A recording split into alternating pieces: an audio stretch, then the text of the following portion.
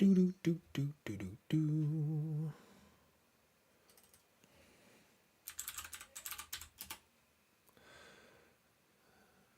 Hello, hello. Welcome to the show. Just got to get to my dashboard here so I can see all you folks out in internet land.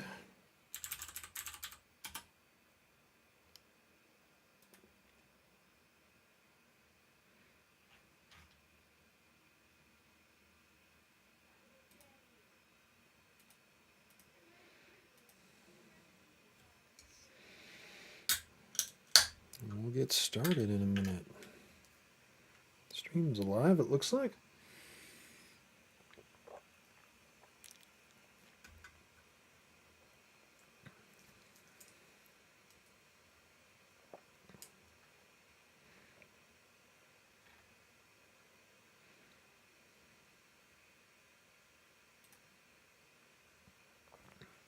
Here we go. All right, welcome to You Can't Do That on Salesforce. We missed the Wednesday stream, so I moved Wednesday to Thursday because I really wanted to work on rock, paper, scissors tonight. That does come at the cost of Forsopoly this evening, but I think that's okay. Let's see. A little choppy chop on the video there for a second, but I think we're good now. All right, let's get at it. Rock, paper, scissors. Where have we been? Well, last week we made some extra users and we tested out some security so that players couldn't snoop on each other. And I really want to start thinking about tournament play, but first, I'm not in love with this. The RPS app, rock, paper, scissors, of course, has a home page or a dashboard that we started with some list views, but boy, it sure feels like we could build this out a little bit more interesting like. So I thought that's what we'd work on tonight. Call it RPS Arena. It's a place to go to see who you're battling for the evening or for the day. Let's start there. I feel like it'd be nice if somebody could come to the arena and they could see basically a little bit nicer looking summary of what these list views were poorly are doing a bad job of. I'm actually not. Oh, I'm in as the admin, so I don't have any battles. We have two other users that are kind of our guinea pigs for this. So, but I was thinking, just a simple list of games that are pending, and maybe we can even combine that. We built that. We have this flow here that lets you pick a fight with somebody. Maybe we can work that into our layout, our LWC here as well. So I think we're going to create a RPS Arena Lightning Web component.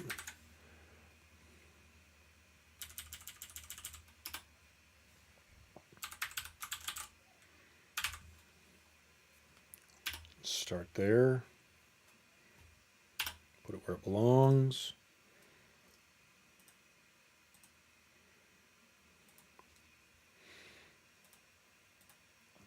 All right, there's our component. And then I'm going to open some code off to the side so I can copy and paste a bunch of stuff faster than I can probably write it. So let's think about what we want this to do. We need some way, I think, to start. Let's lay it out so that we could see. Let's see. We just want to be able to loop over some some divs and show,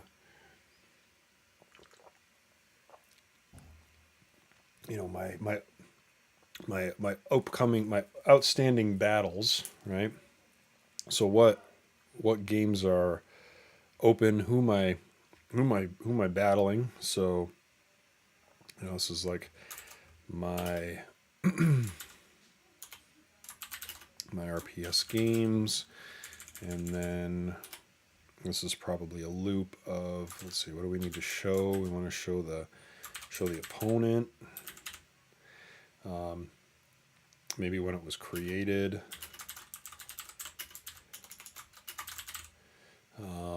And then we need some actions, right? We need icons for rock, paper, and scissors, or I wonder what we have in the SLD. I imagine we can get ourselves a pair of scissors and a piece of paper, but rock is going to be maybe open for interpretation in the icon library, but that's okay. Let's see, the date started. Is that it? I feel like that's all we need. And then it's just sort of a running list of who are you battling, and then these are like my open, my open games, and then I want to probably see my my victories.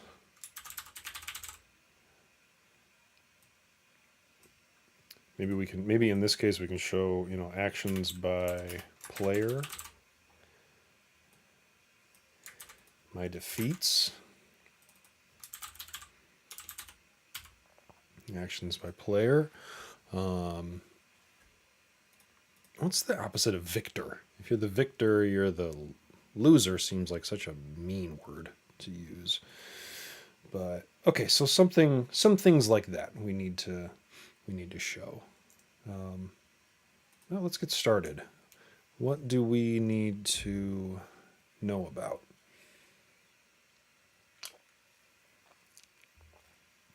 I need to be able to query this stuff out. I can probably get away with doing it all in one query and then just sorting through it when it comes back over. So we probably need a little bit of Apex for this. LWC, RPS Arena. Okay, we'll use that for our calls. And then I'll take a quick look.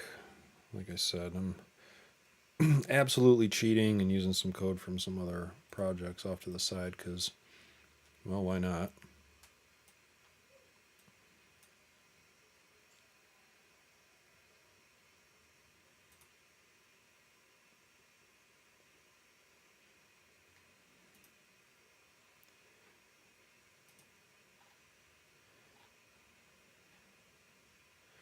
All right, so what are we going to need here? We're going to need we need some way to get, we're going to want to query, let's see, it's got to be Aura enabled. Public static, list, I think they're called games. Let's query games by player. Pass in a player ID. So that'll be the user. And then the intent here is for us to return select ID from game where, actually, let's take a look at our data model here, because our games have players. So I want to return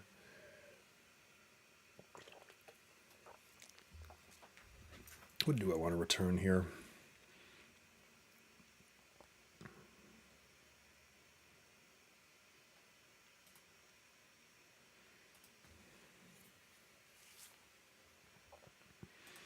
So here's a game.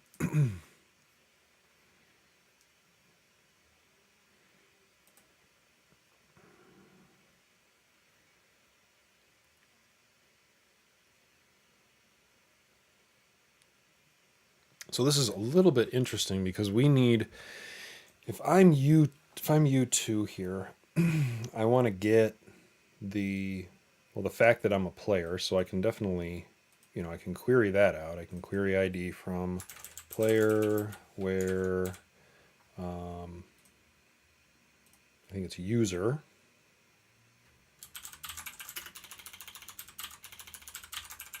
equals our player ID that we passed in. Now I could also get some related game information from this.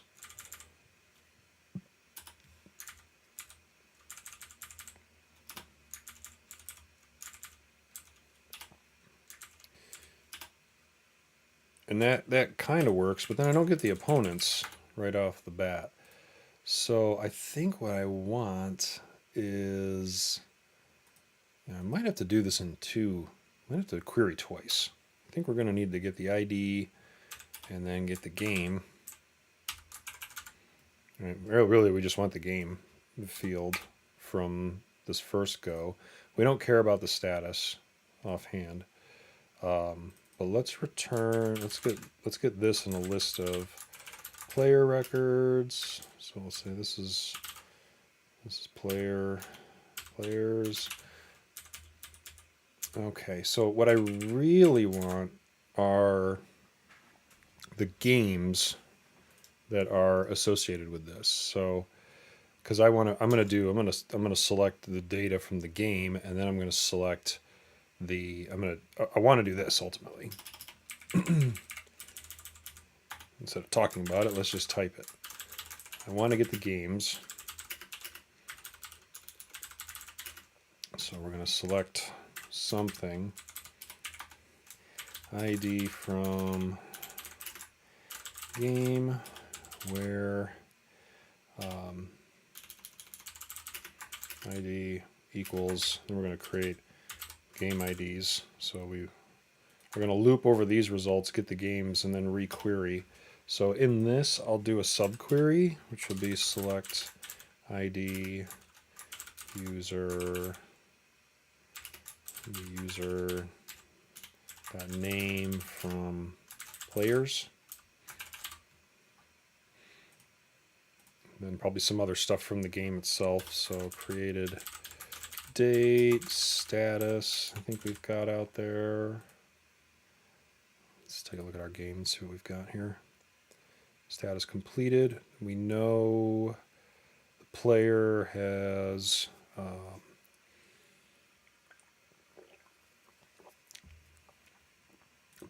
a status.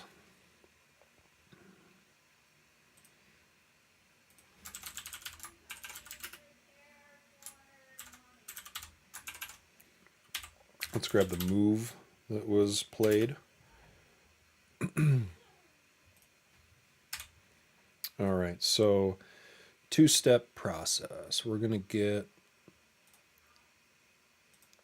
the we're going to get the players. I need to get the players, the player records based on the player. Actually, no, I want to get this by user. Sorry, because if I pass this by the player ID, I'm only going to get one of those. So I actually want this to be, yeah, like that. So first query gets me all the player records associated with this user. And then I'm going to make a list. Let's make a set of game IDs. And then I'm going to loop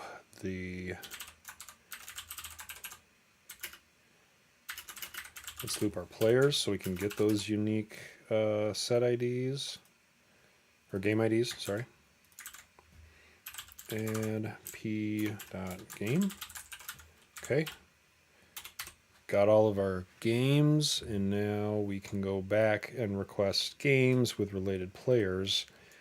And I know that those are the games that I need, because they should be only inclusive of the games that this player as a user were associated with. So I think that gets me what I need. I'm just gonna streamline this a little bit. I'm cool if a for loop that only has one line lives on one line, or one command lives on one line. Your mileage may vary. Then we're going to return this. Sorting this, what would be the best way to do it? Maybe we order by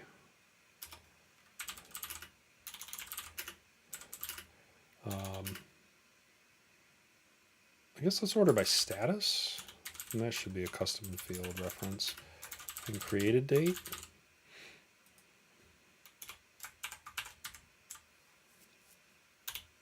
We're going to loop through this and organize it anyway for the front end, so I guess it doesn't matter too much.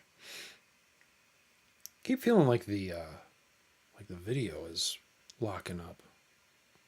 I don't know if anybody's on the chat. If you notice is the video stuck? I feel like every time I look at my monitor, it ain't moving. But let me know.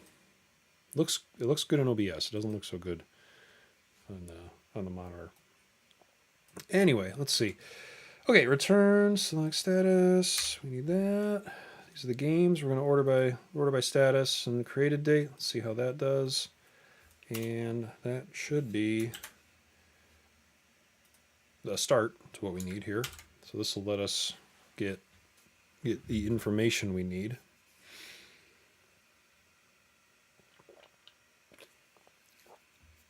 I think the other thing we're going to need are the move options, right?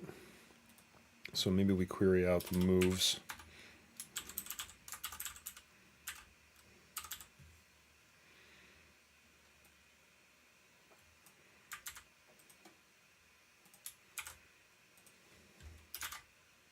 Query moves.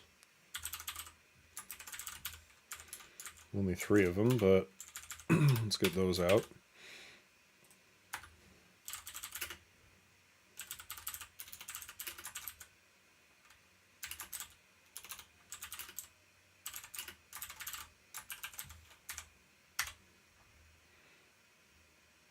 Okay. Good enough, I think.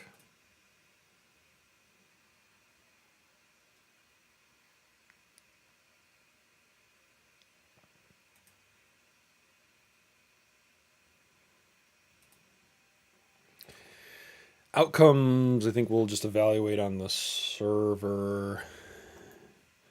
Maybe. Might be another opportunity to do some platform events here also, so we can kind of trigger an update to the screen as soon as a game is over and both players have played. We can determine the outcome. So that might be something we want to do. Let's see. But we got our data. We got our moves, and we got our games by user. Or we will when I save this. Let's get our references into our Lightning Web Component for these calls. I'm going to steal a couple lines from our inventory, or our icon inventory app.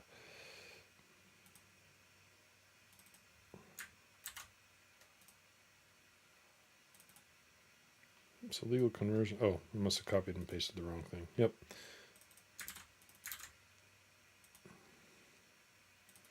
These are moves. There we go.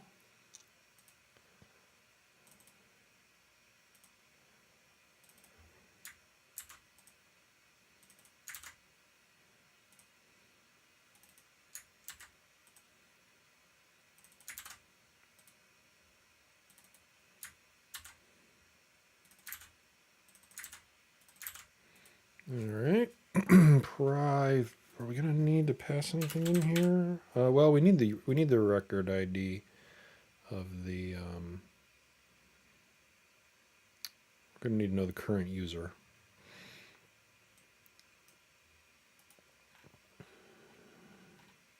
So we'll probably need to get that.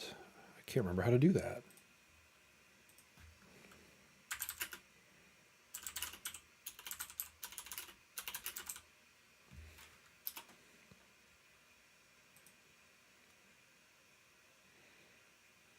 It lives in here.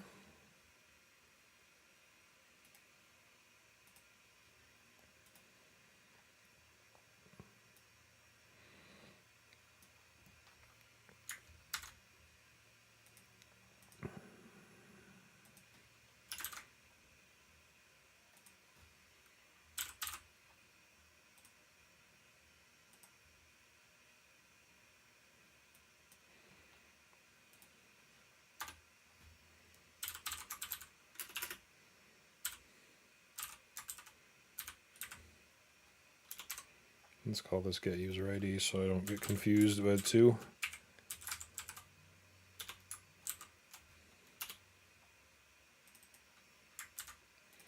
All right, so we got our user ID. I think that's it. Yep. I always forget about the built-in properties. Okay. Okay, we got those. And now let's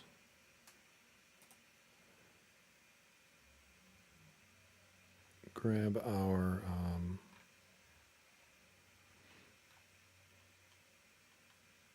put in a connected callback here.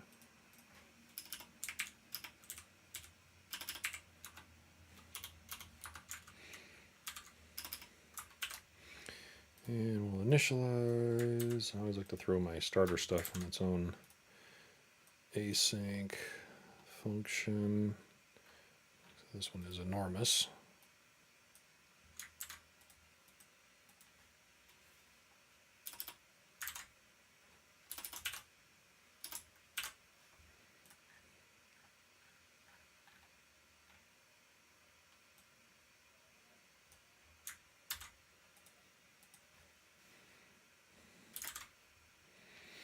Okay.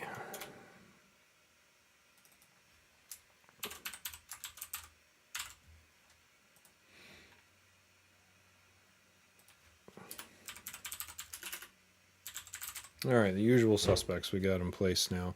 So we're going to do 2 asynchronous queries. We will await for both of these. As soon as I can find a reference to it. Here we go.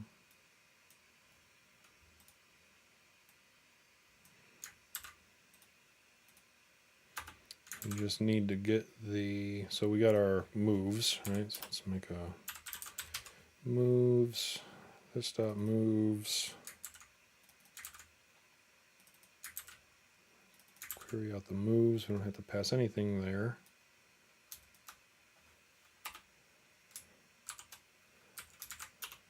Okay, and then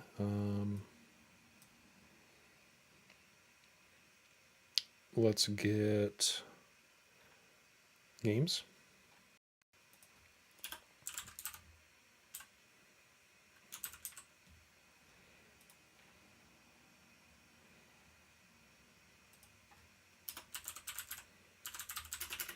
And this dot games equals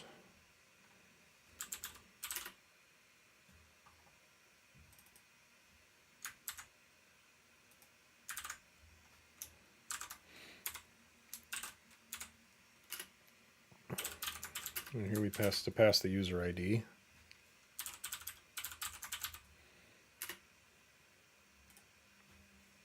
Okay, so we're getting moves, we're getting games, and then when we get back here, we'll sort out the games so we know what to display where.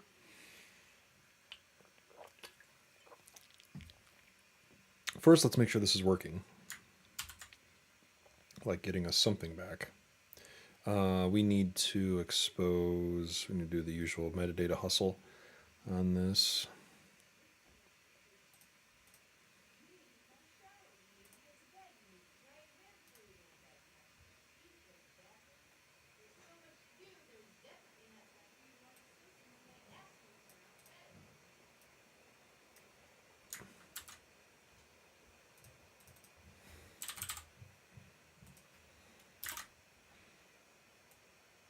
Let's see, this is an app page.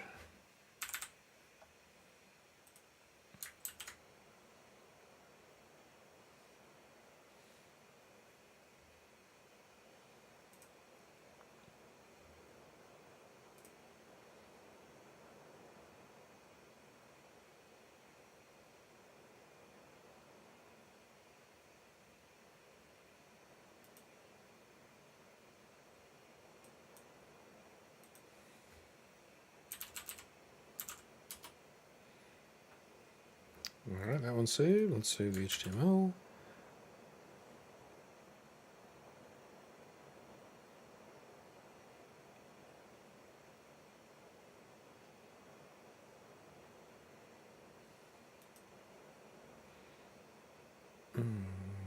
that saved too. Let's see if we can put this on our homepage.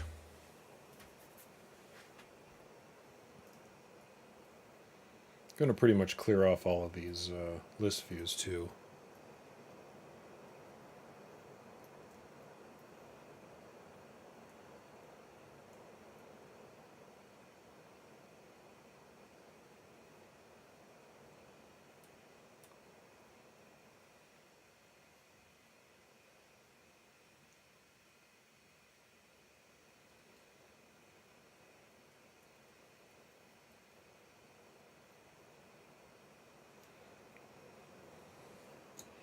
Once it loads.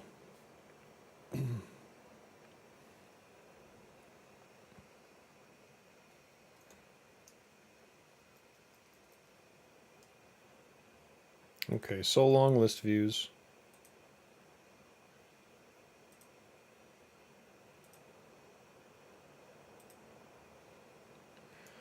We'll leave that for now. Maybe we can just change the layout here. Can we get like a...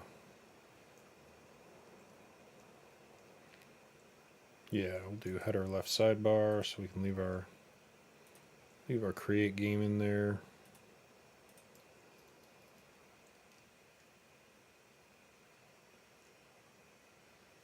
RPS Arena is exposed, but I don't know what to... There, okay. Just had to scroll up. Alright, that's all static stuff for right now, but we got the page saved. Let's go back. We'll fire up our browser console and see how we did. Right now I just want to make sure that we're getting data back from the callouts.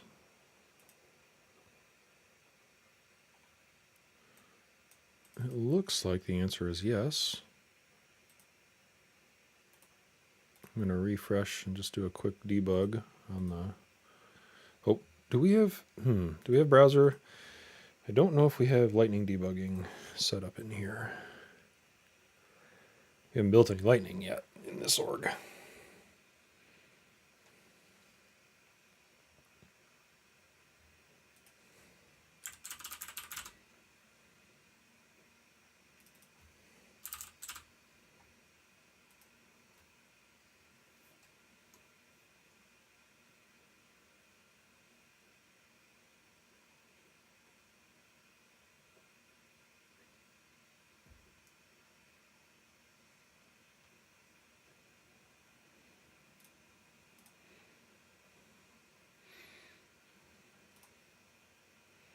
There we go. We'll refresh this.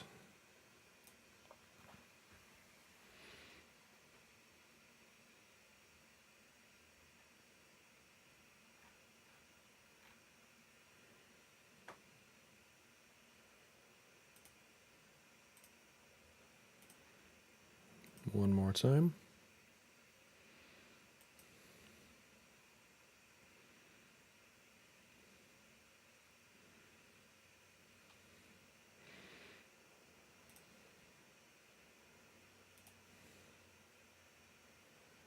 All right, I got 3 moves and I got 0 games. That's kind of what I would expect from me as user 1.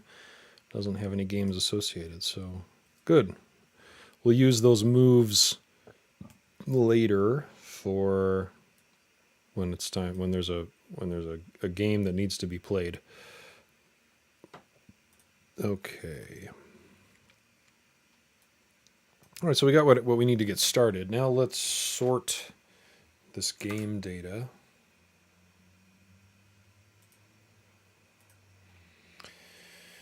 Let's say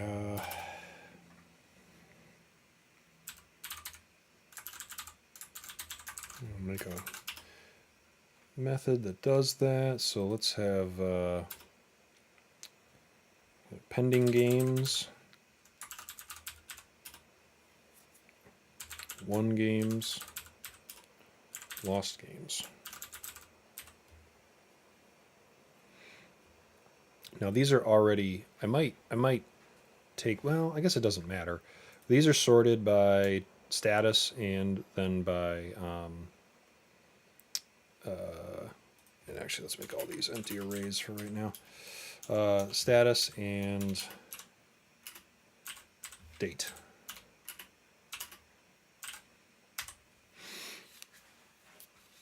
So we can,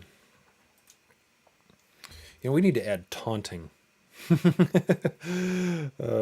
need to be able to add a, taunt your opponent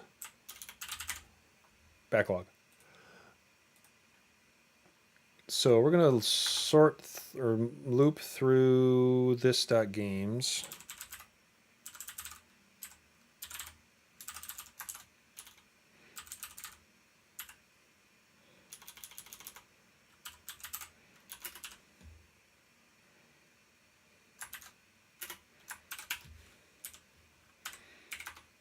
And then if the game, we'll just check the status, I guess, right?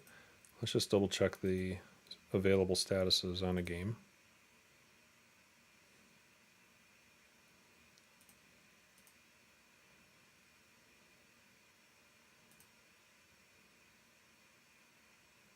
So if it's pending, it goes in the open. If it's completed, we have to do a little bit more work to check the players and see who won and who lost. And then if it's a tie, I guess that's another status that we'll call it tie games.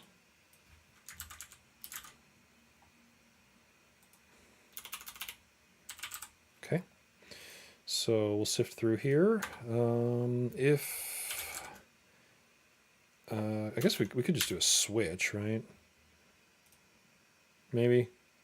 Well, maybe not. We're going to do, the logic's going to be a little bit more complicated on the winning, or the completed status. So if game dot status equals pending,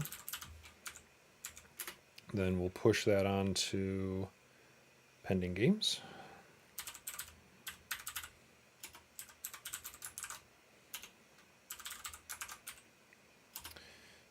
If it is tie,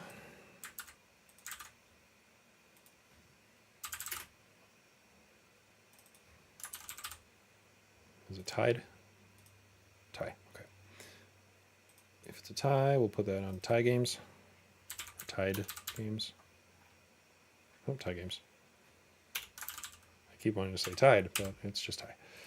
And then otherwise, we want to now look at the we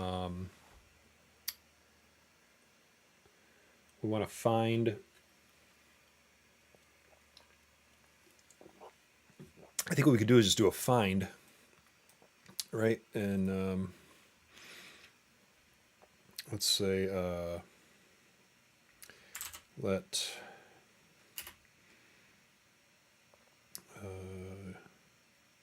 is winner equal game dot players dot find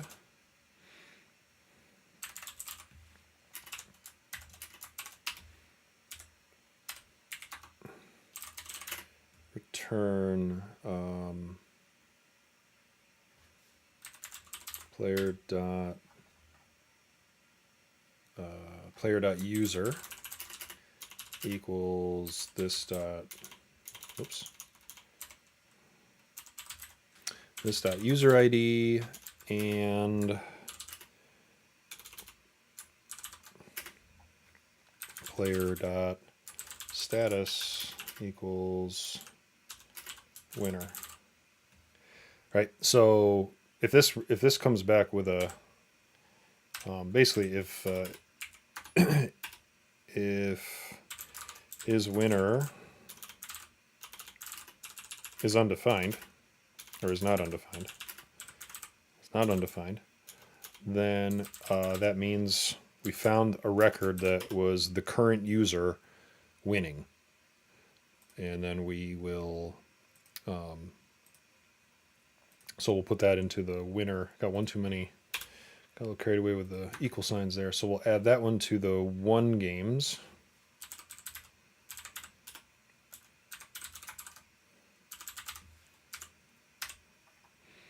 Otherwise, we've already evaluated everything else, so if you didn't win, you lost.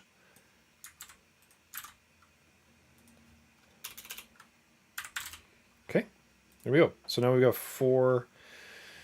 We should have 4 of these to loop on. So let's also say this dot sort. I'm just going to call it sort games. Just being picky with the words tonight. All right. I don't have any games for this user. I probably should set up a couple so we can see some data. Let's go over here and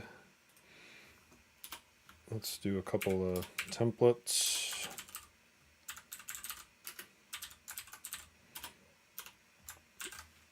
The first one we're going to look at is pending games.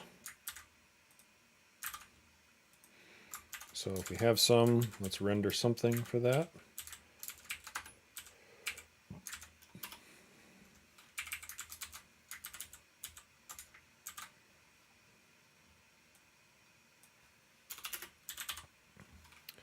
For each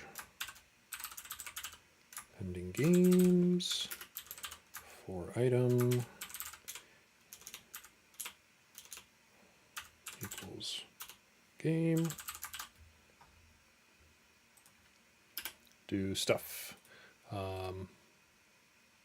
For right now, I just did I return the ID of the game itself?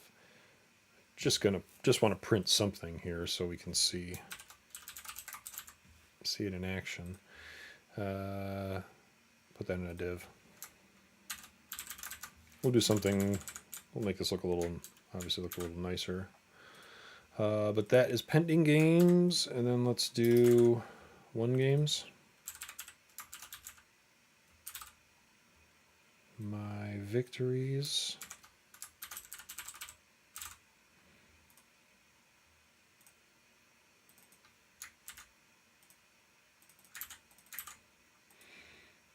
Okay, my defeats, lost games.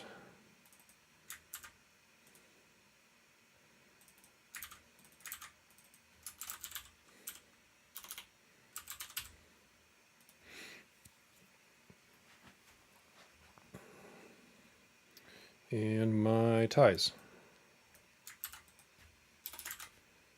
Stalemates. Fancy word.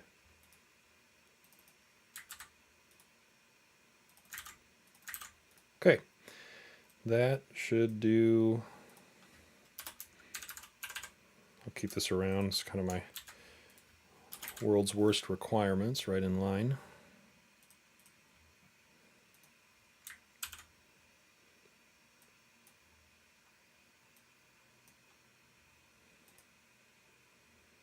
So again, I'm not going to have anything in. Oops. Oh yeah, key element. Yep. We need that everywhere. I'm actually just going to use the game ID again for that. And we can copy this everywhere.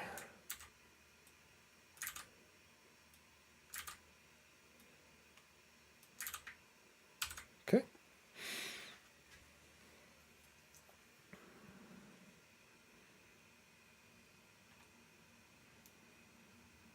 Pretty redundant.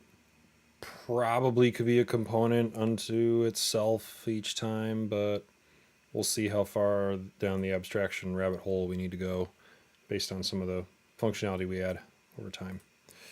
Okay, we're back to the RPS Arena. Probably don't need to debug these anymore.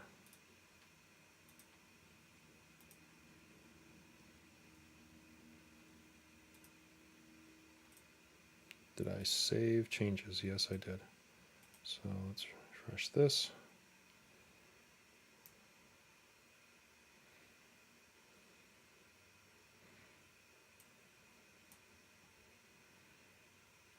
Okay, so I probably don't want to initialize each of these at the start. or with an empty array because then it's true. Anyway, let's start a fight. Let's begin a battle with you two. And I'll play rock on guard. Refresh. So we should have one in pending now.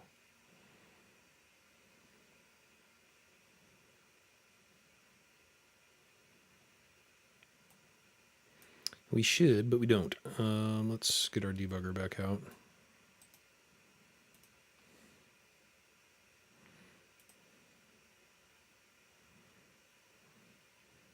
Let's check that we actually got a game, and then let's see if we are catching it in the sorting logic here.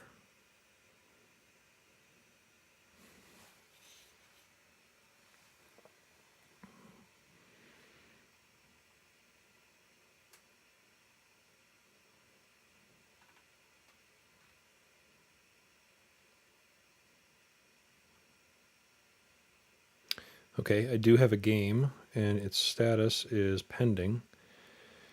So it should have been pushed onto the pending games.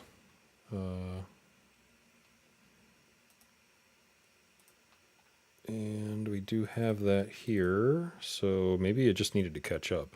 Let's see.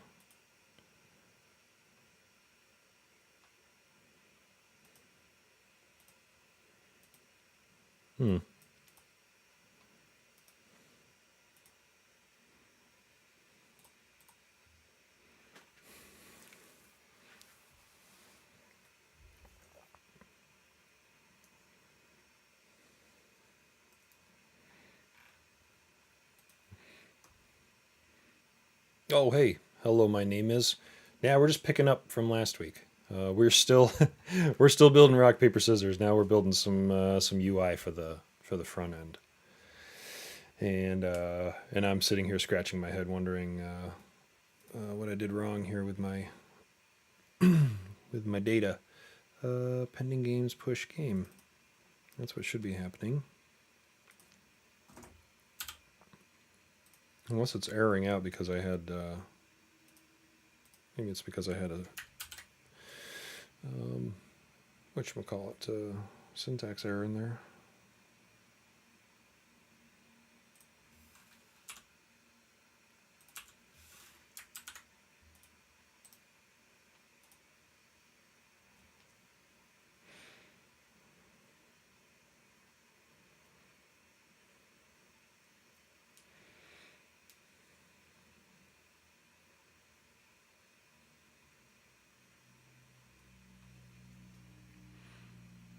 Let's see, if game.status is pending, which it is, we'll add it to, we'll push it to pending games. Okay.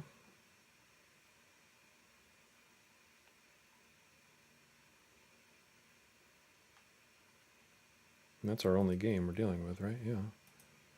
Why won't we render, I just want to render the ID to get started here. Let's see.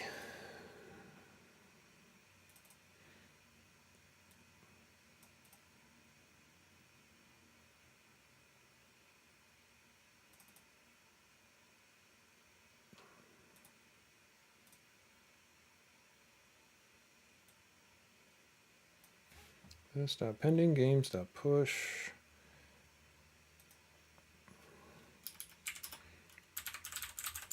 I'm just going to log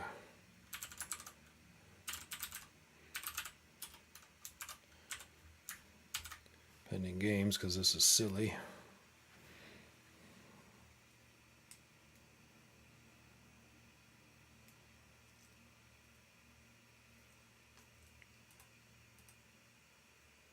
Oh, I forgot to put in a breakpoint.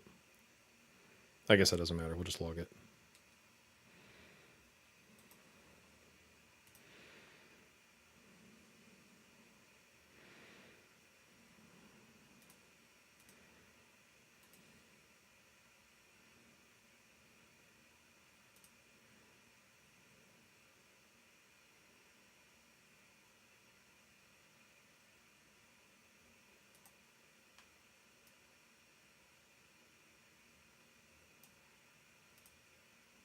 All right, well, we definitely have an element in that.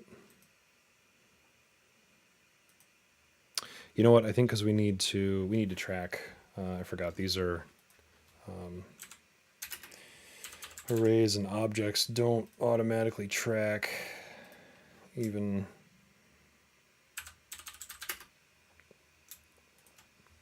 though primitive data types do. This should help. I hope.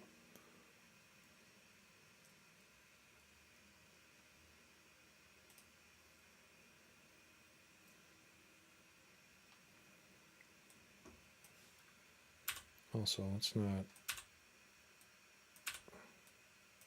Well, we can leave that, I suppose. Doesn't really matter.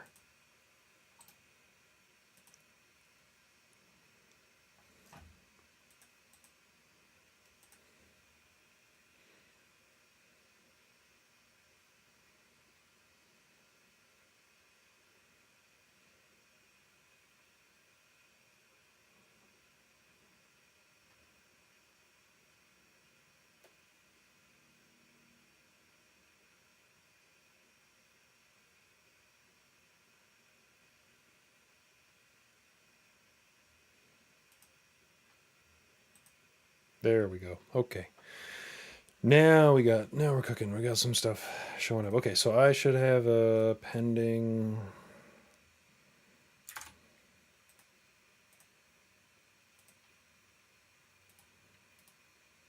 I'm going to say my pending games, right?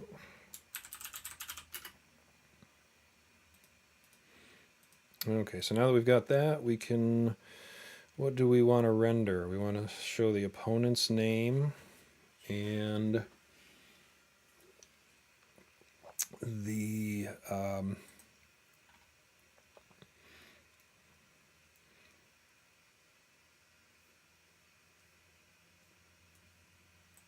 we could do these as like cards, I guess, right? Let's steal some components here.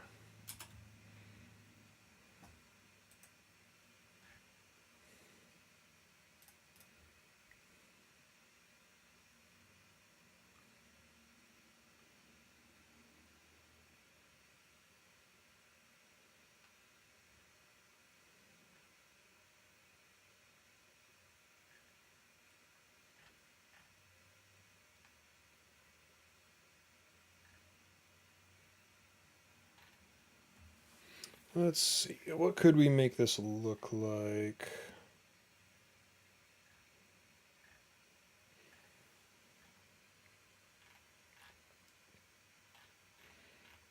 Probably could just, let's see, we could use a card for each match. We could use a data table. It's not as,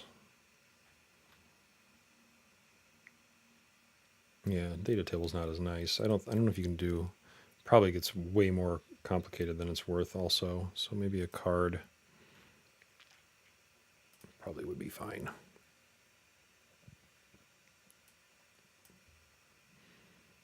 We can just say like versus whoever. And then you play what you want to play.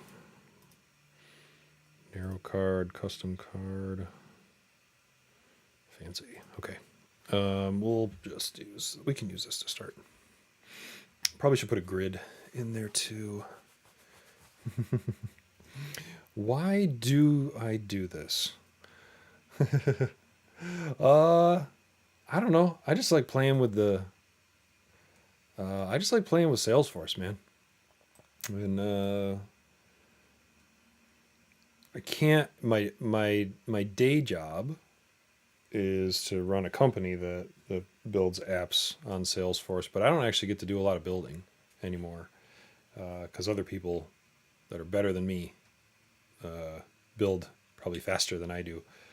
But for me, it's kind of fun to just like invent problems, invent requirements, and just spend some time building. It also like the platform is the Salesforce platform is so big that I'm learning stuff constantly too by, you know, having an excuse to build something. It's easier to, you know, go look around and see what, see what new features and functionality there are. And also, I just like, it's fun to, you know, make weird stuff, like make rock paper scissors just because we can. Really, it's kind of the whole thing. So yeah, it's not, you know, certainly not doing this to, um, you know, this isn't a project I have to do. It's just a project that's kind of fun to, you know, to build and hang out and stuff like that.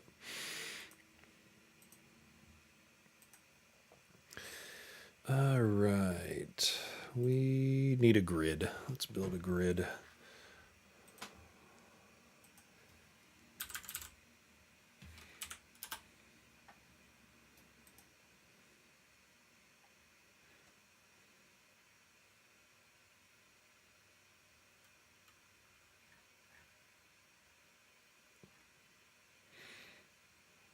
Let's see. We'll make the grid. We'll make it a, I don't know, 4 column. We'll make it 4 columns for now. You can always adjust.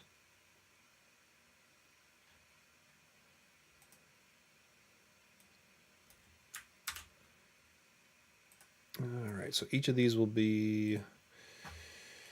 We'll do a grid on the outside.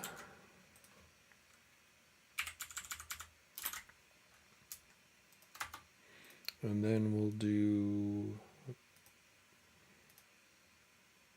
a column size 1 of 4 inside.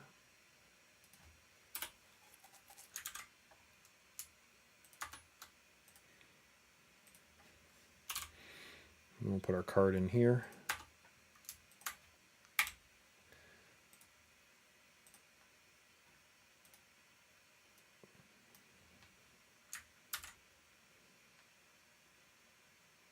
Oh wait, that's an aura component. We don't want that. We want the LWC. Here we go.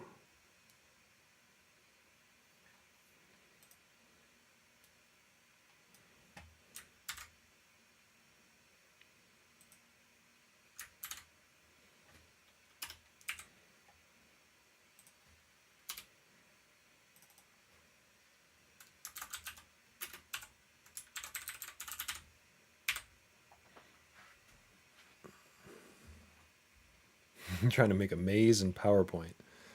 That's cool. Are you what's the what can you are you programming it? Can you access, like, I don't know, what, JavaScript, VB script or something like that in PowerPoint?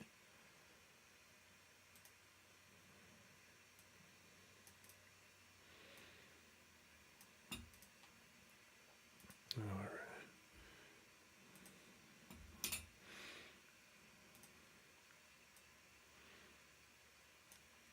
Just throw the ID in here for the card. Make sure this is actually rendering. Let's see, what, we get an error here? Oh, we need the key. That's right.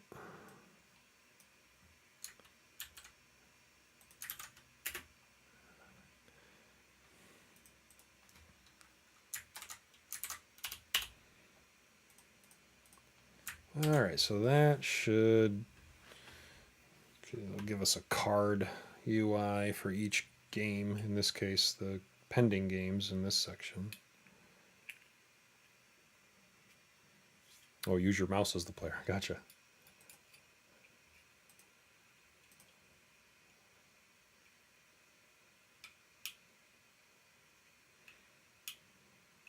Ah, how do you detect the collision?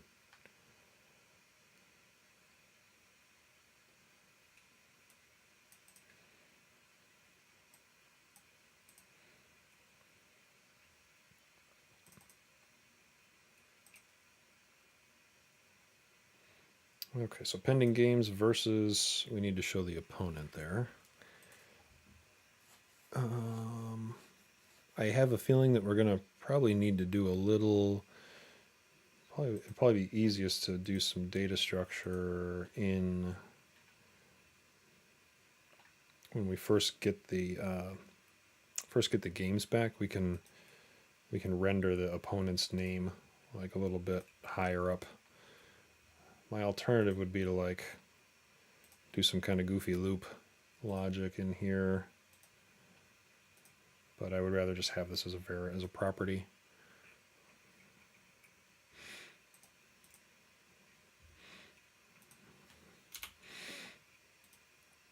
All right, and so so on this version I want to be able to play, make a move. We'll come back to that. Let's see if we can get a couple of these other ones laid out. Can use the same grid structure, I think. Here we're looking for 1 games. Yep.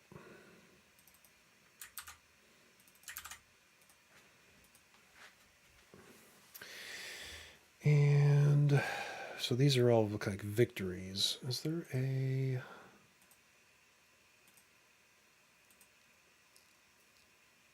Is there like an icon that we can render? Yeah. I wonder if there's like a crown icon. Try using... I don't have PowerPoint on my Mac. I would if I did.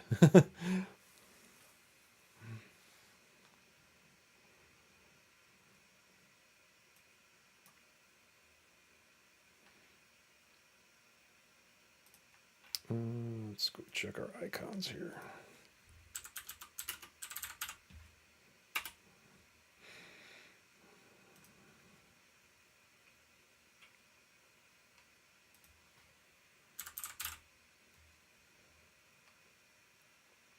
Well, we could use the standard opportunity icon, I guess. Lightning card, icon, name equals standard opportunity, maybe?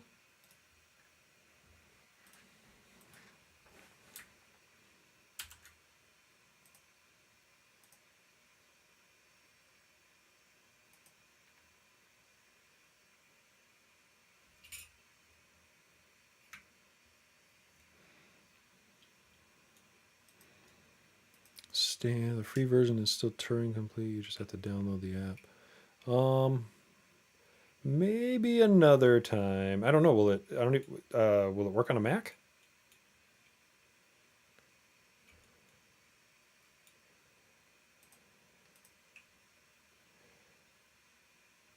All right. I need a 1 game here, so I...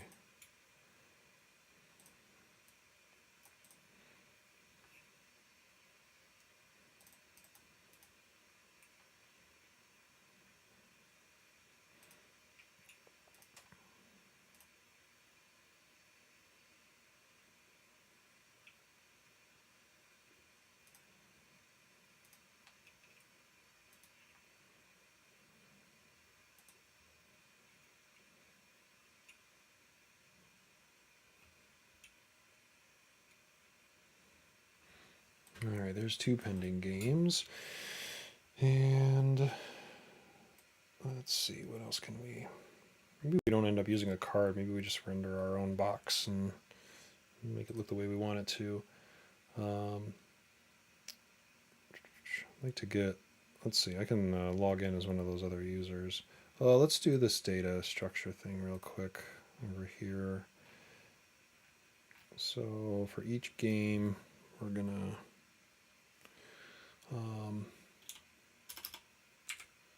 we need to find the...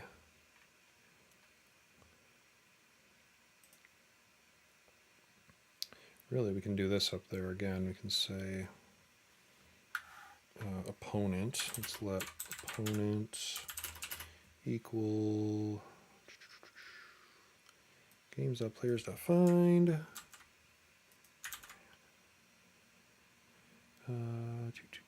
Player user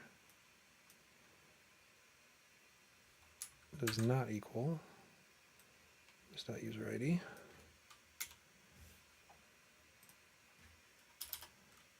This should never come back undefined, but just in case.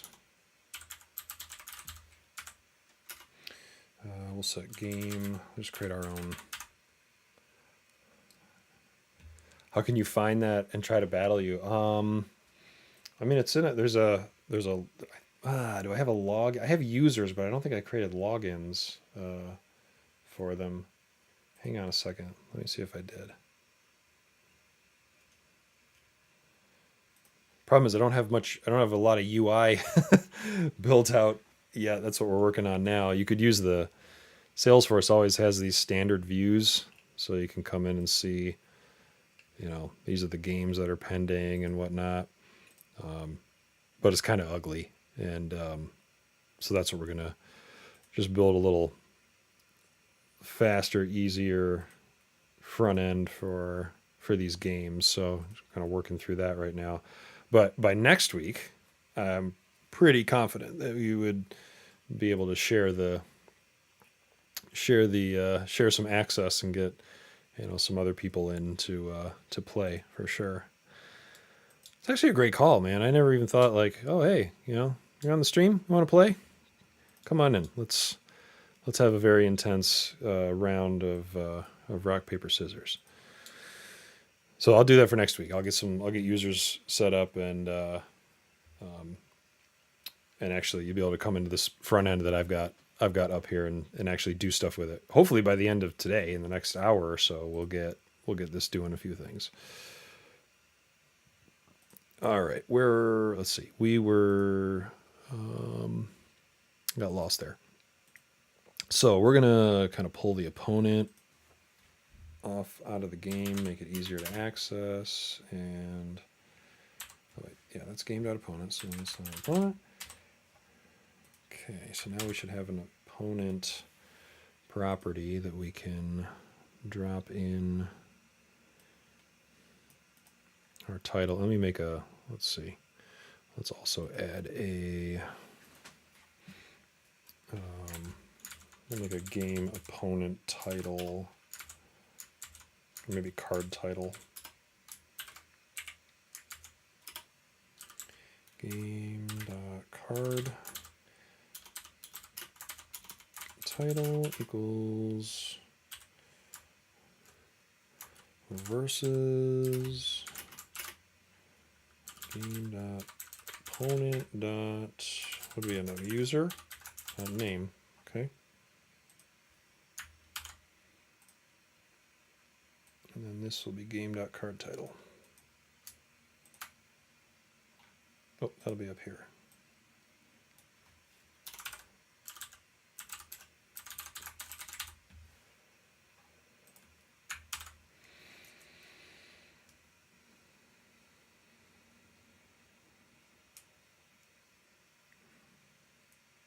Pay to play.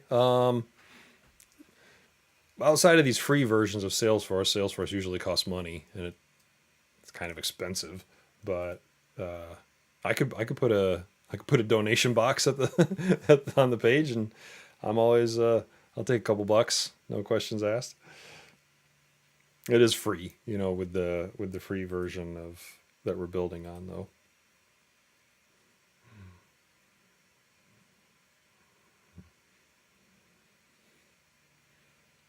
There we go. All right, so now we got some actual names. So these are my other two players.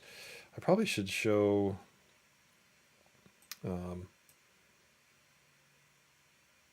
Actually, I shouldn't show because in this case I already made a move, so I shouldn't. We don't want to show my ability to. I should probably show what I played, and how do you play? Well, you would. When I have it set up, which I don't yet, you'd go here, right? Go to this URL, and you get hit with a login page, and you'd log in with the credentials that don't exist quite yet, and then you'd be brought to this page, and then hopefully, if we were playing each other, then you would see that I called a battle. and made my move. You can't see my move, right? But it will just show that I played and that it's your turn to make a move. And then after that's over, it would just update and let us know who won. And you know, right now I'm kind of building this front end, so it's like rapid fire style. Like if you imagine, not that this is likely, but if this was installed in a Salesforce org that had a bunch of different users, then this would that would you'd see a whole bunch of people. Other projects you have? So on Mondays on the stream, I work on this app called it's called the inefficient icon inventory, and it's basically it started out as a tool to like design icons pixel by pixel, but it's sort of turned into, or it's in the process of turning into like a collaborative pixel editor. So you can see multiple users on the screen at the same time, changing the colors of pixels. It's kind of like, what is that? What was it on Reddit? The Place app, I think. That was where like it was like a grid, and users could go in and like, people were drawing the Ukrainian flag or other, other designs. Much more primitive than that, but that was kind of that wasn't what I planned it to turn into. Yes, Our Place, yeah. That wasn't what I planned it to turn into, but that's kind of what it's turning into. On Wednesdays, normally on Wednesdays, I do rock, paper, scissors. My schedule got messed up yesterday, so I didn't stream yesterday. And on Thursdays, I usually build Monopoly, which is kind of a monster. It's the hardest one to work on because the rules are insane, and I'm trying to like really use like the built-in workflow functionality that Salesforce comes with, as opposed to I'm trying to get as far as I can without writing any code for that, and using like their flow engine, which is just like a process builder kind of thing with decisions and logic and all that kind of stuff. And it's hard. Like it's Monopoly is by far taking the longest. It's nowhere near done. I did break off from some of the game logic and build some front end so it would render the board, the actual Monopoly board. So that was kind of a nice distraction. I'm not dreading it. I'm just afraid. It's an intimidating logic once you start getting into the game and realize how complex it is. It's been kind of fun though, like just learning, kind of relearning the game of Monopoly and all the rules and how to how to make those rules make sense in the context of Salesforce. Oh, let's see here. Excuse me. Ooh. I'm going to fast forward one of these games so I can look like I'm victorious. Grab this one.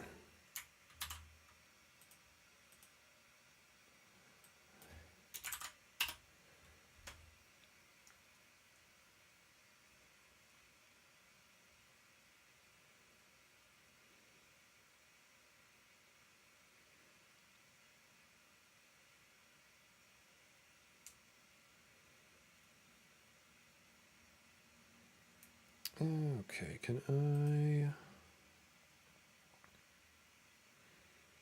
let's look at this player record.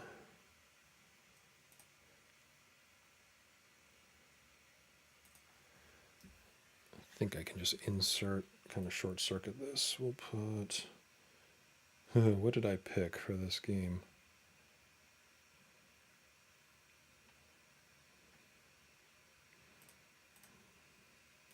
Guess I better pick a move to make sure I actually pick a winning move here. I played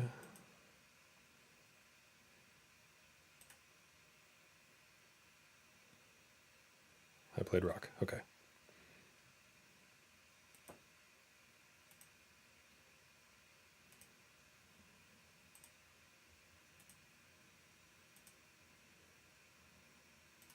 So let's go scissors here. This should just roll through with our workflow running in the background. Yep. Okay.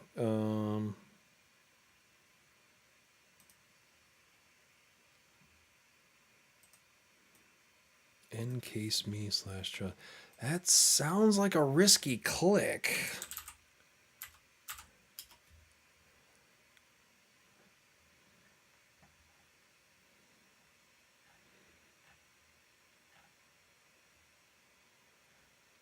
Okay, not as not as risky. Is this you? / trust.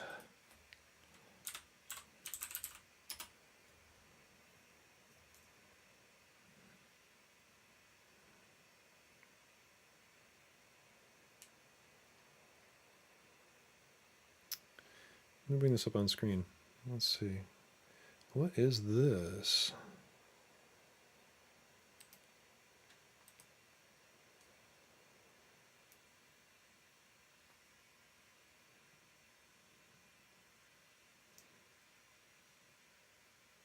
It's cooking.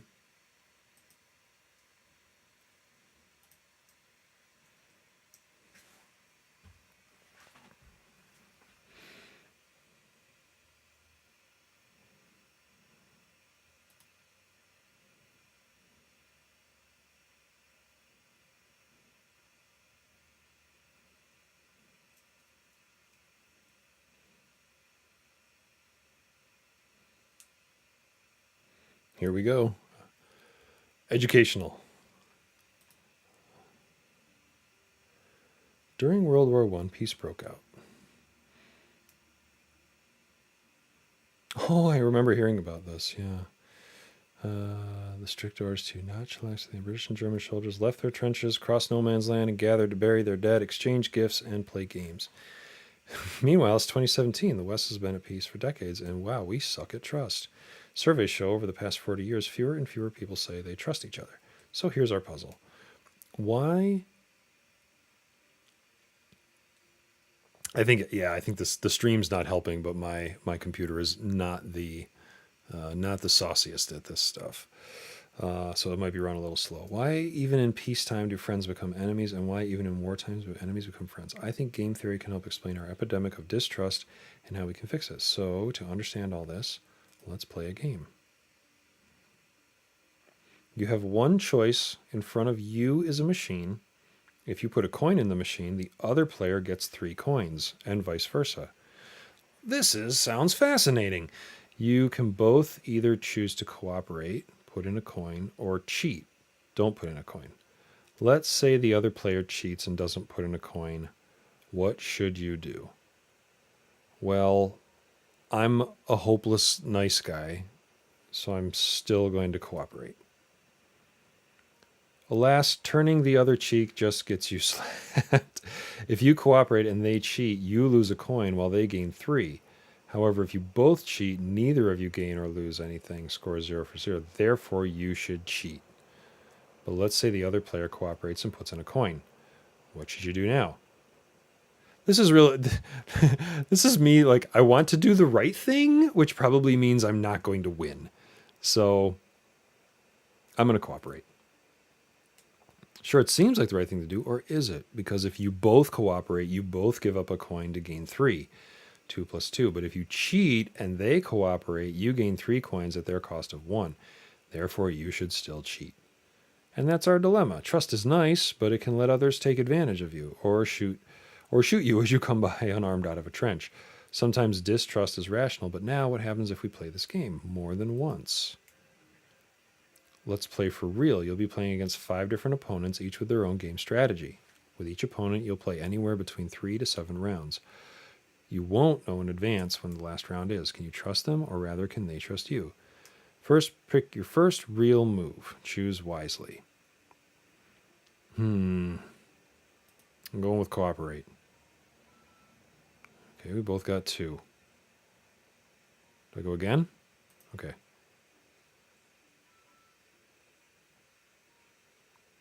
All right, we're both being real nice here.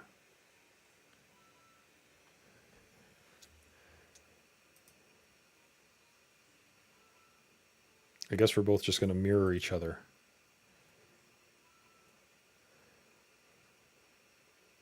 Okay, new player.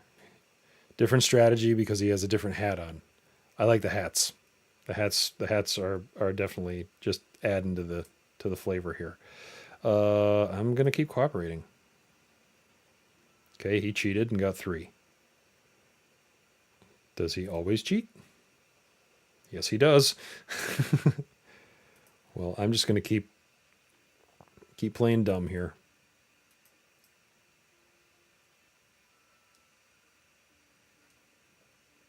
Now, let's see. Let's cooperate some more. Okay, if I cooperate, they cooperate.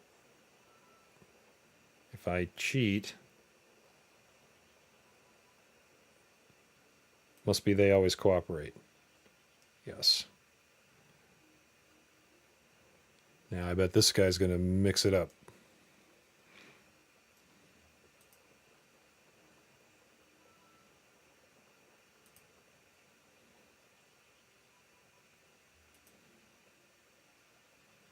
I bet this guy plays my last move.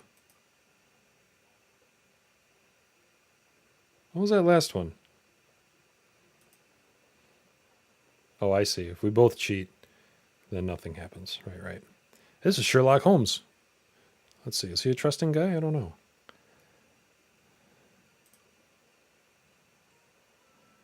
Okay.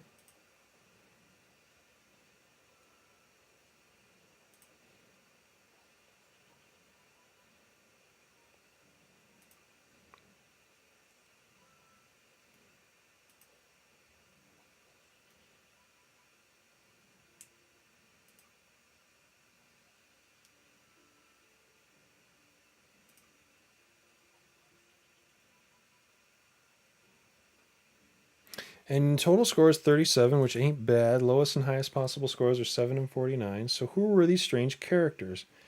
So, yep. Okay, so Copycat just does whatever I did. I copy whatever you did in the last round. Grudger. I'll start cooperating and keep cooperating, but if y'all ever cheat me, I'll cheat you back till the end of tarnation. All right, that's cool. Always cheat. The strong shall eat the weak. Fair enough.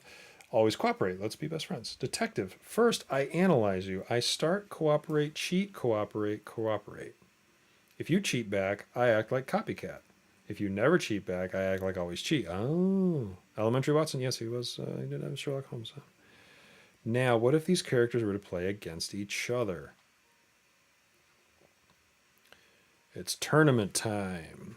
Each character will now play against every other character. That's 10 paired matches and 10 rounds per match.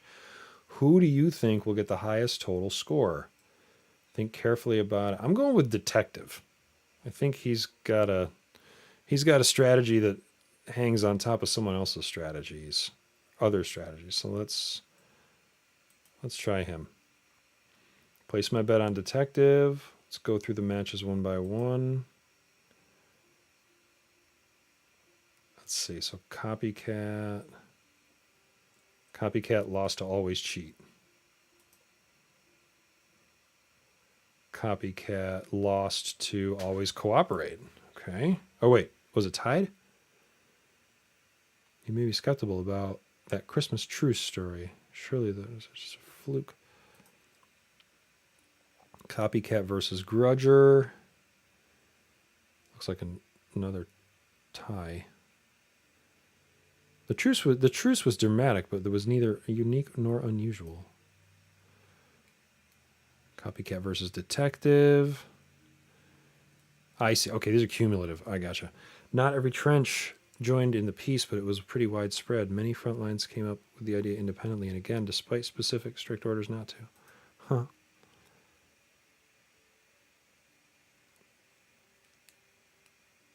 Always cheat versus always cheat. Live and let live system.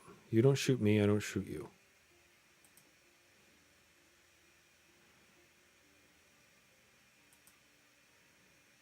Here's what's unique about the trenches. Unlike almost every other form of war, you have to face the same specific soldiers every day. Oh, interesting.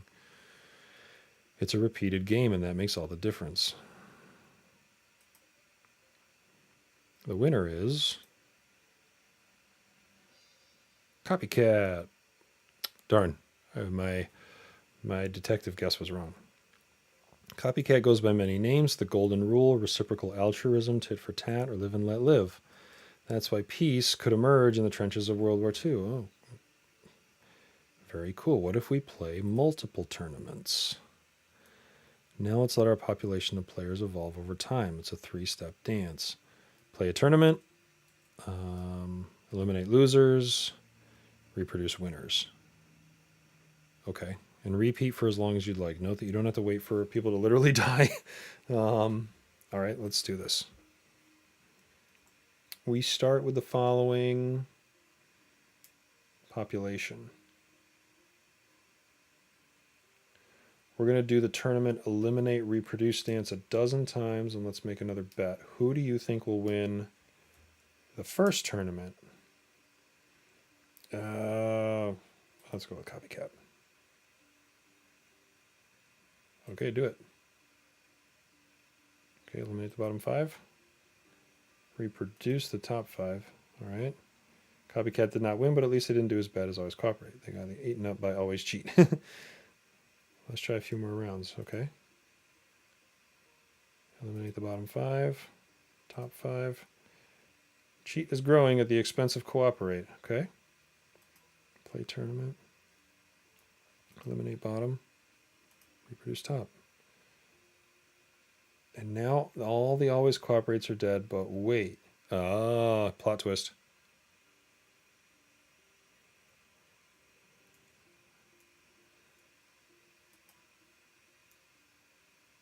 Eliminate bottom 5. Okay. Reproduce top 5. Oh. Always Cheats became a victim of their own success, but they exploited the naive Always Cooperators. But once they ran out of them, they had to face the Copycats, who are nice but not naive. Okay, let's do it again. Yep, now the Copycats are getting... Or I'm sorry, the cheaters are getting chewed up.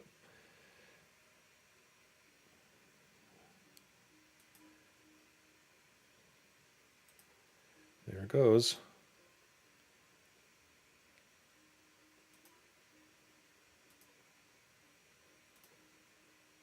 Copycat inherits the earth. So in the long run, Copycat wins. Always Cheat may have won the short run, but its exploitativeness was its downfall. We are punished by our sins, not for them. Oh, and by the way, this result is similar even if we put Grudger and Detective back in.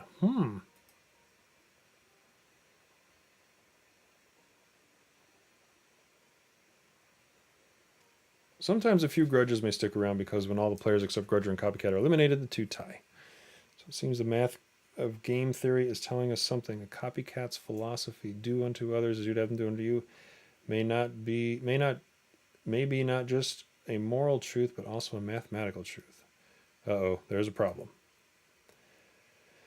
The world is full of total jerkwads. If Copycat is the strategy in this repeated game of trust that's so powerful that even soldiers in World War I trenches independently evolved a similar strategy called live and let live, why then are there so many untrustworthy people? What's causing our epidemic of untrust? A clue's in that sentence itself. In this repeated game of trust, so far we've only talked about change in the players. What about a change in the game? What could lead to the evolution of distrust? Before everything goes to heck, let's start with something nice. Here's a world filled entirely with Always Cooperates, except for one Always Cheat and one Copycat. Use the buttons on the right to start the sim and go through it step by step. Yeah, fire it up. Uh-oh.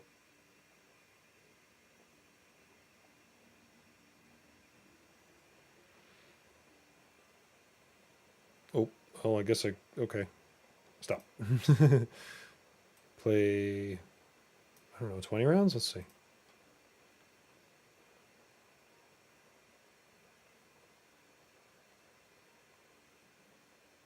It looks like in the short term, what was that? The cheater wins, but then the Copycat. if you don't play enough rounds, oh, I didn't go down the other way. Always cheat dominates. In 1985, when Americans were asked how many close friends they had, the most common answer was 3. In 2004, the most common answer was 0. Oh, that's sad. We now have fewer friends across class, race, economic, and political lines because we have fewer friends, period. And as you discovered for yourself, the fewer repeat interactions there are, the more distrust will spread. Mass media doesn't count. It must be a two-way interaction. Oh, and it gets worse. Uh-oh. There's another way to breed distrust. Here are the payoffs for the trust game. With the normal payoffs, copycat wins.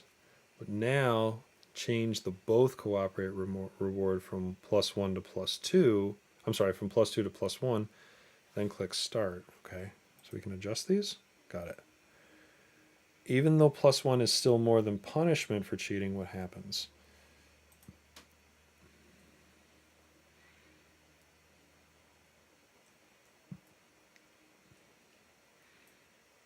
It looks like cheater just won.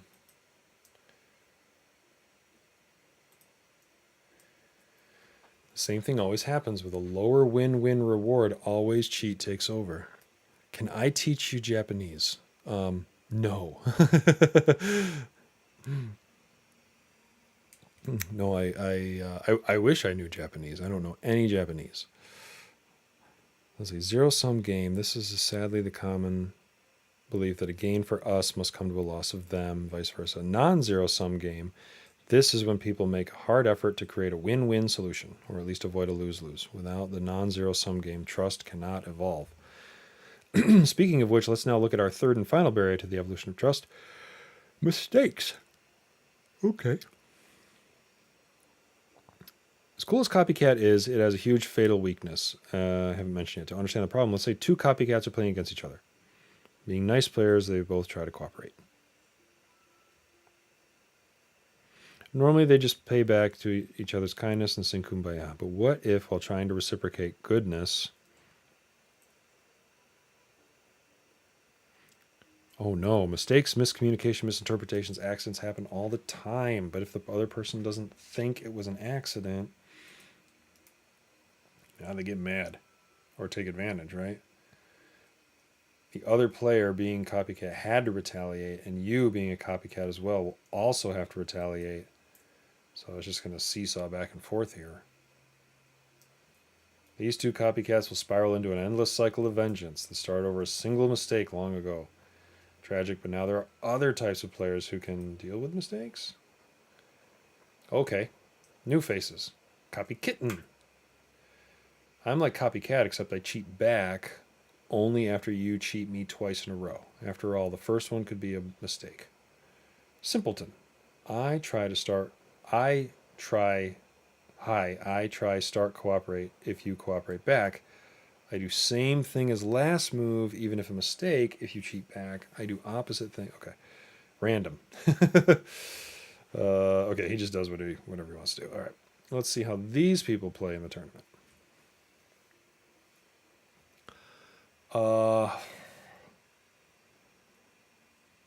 Let's see. I'm going with random.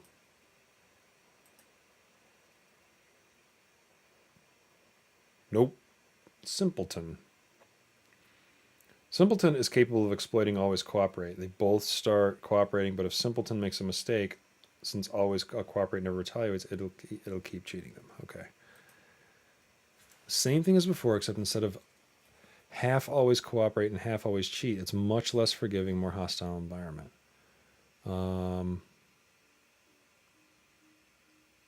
Random. Nope, not random.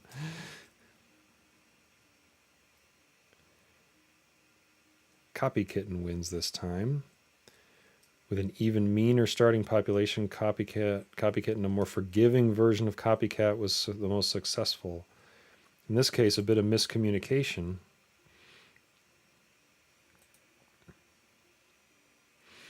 Use the slider below to change the amount of miscommunication, then hit start. So if we go low, 1%.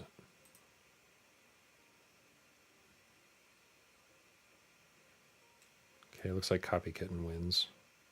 Oh, yep. burning down. Takes a while, though. Does it ever really finish?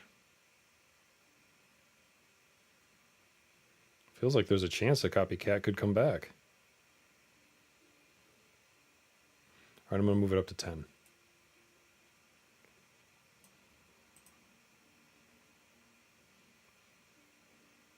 Nope, that's cheater, right?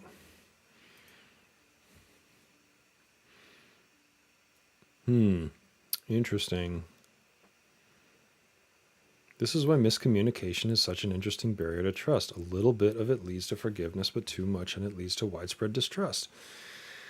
I think our modern media technology, much as it helped us increase communication, has increased our miscommunication much more. At last, let's experiment with all the numbers and knobs and sliders, and let's play in the sandbox mode.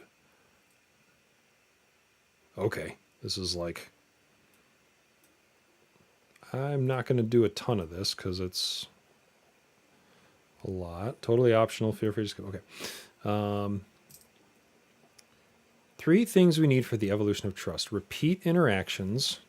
Trust keeps a relationship going, but you need the knowledge of possible future repeat interactions before trust can evolve. Possible win-wins. You must be playing a non-zero sum game, a game where it's at least possible that both players can be better off, a win-win. Low miscommunication. If the level of miscommunication is too high, trust breaks down. But when there's little bit of miscommunication, it pays to be more forgiving. Of course, real-world trust is affected by much more than this. It's reputation, shared values, contracts, customer, blah, blah, blah, blah. The biggest lesson... There's one big takeaway from all of game theory. What the game is defines what the players do. Our problem today isn't just that people are losing trust, it's that our environment acts against the evolution of trust. That may seem cynical or naive, and that we're merely products of our environment, but as game theory reminds us, we are each other's environment. In the short run, the game defines the players, but in the long run, it's us who define the game. So do what you can do to create the condition necessary to evolve trust. Build relationships, find win-wins, communicate clearly. Maybe then we can stop firing at each other, get out of our own trenches, cross no man's land, come together, and all learn to live and let live. That was super awesome. Hello, my name is me. You win the prize for tonight. I noticed that was from 2017 too. Like, feels like a lot of those points are even more real now in this day. Thanks for sharing that, man. I'm gonna hand that off to some other people too. Oh, you can go back through the editor. Oh, I see. So you can click back through here. Very cool. Yeah, I'm gonna keep that. I'm gonna keep that off to the side. I am gonna turn the volume off of it, as adorable and peaceful as the music is. But appreciate. I would love to get. What's the best way to give you credit for doing that, man?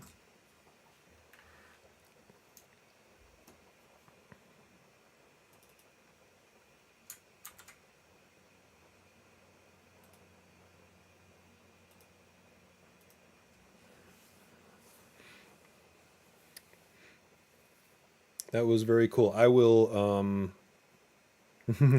I usually do a write up about the streams that I do each week, and I will for sure talk about this very welcome distraction that we got into with this game. Link to that, and I'll link out to your profile on Twitch too, because all the credit does go in your direction, sir. Thank you for sharing that. Let me get that on my... Got my little notepad here for the show. If it'll ever open.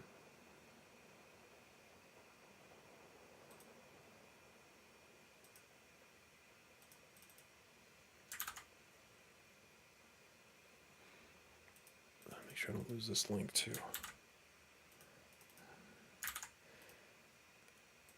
Good stuff, man. Thank you. Very cool. So maybe the game of trust is the next evolution of rock paper scissors or something in my Much less philosophical, but just trying to figure out how to make stuff work in the world over here. Um, let's see, where were we? I was short circuiting a game of rock paper scissors to get it to so I get it to show up in the UI and make sure that this.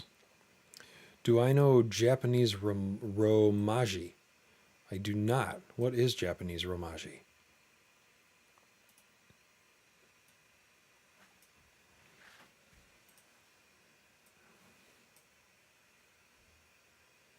Actually, that doesn't look too bad. I got the crown versus opponent. Let's fix the opponent thing down here.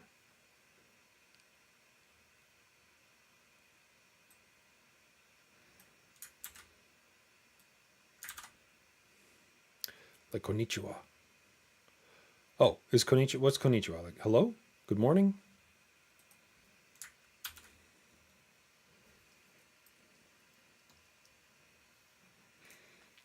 I know basically nothing about the Japanese language. My first job out of college, I worked for a company. So I'm an old person, so I should preface with that. But this was like 20 years ago.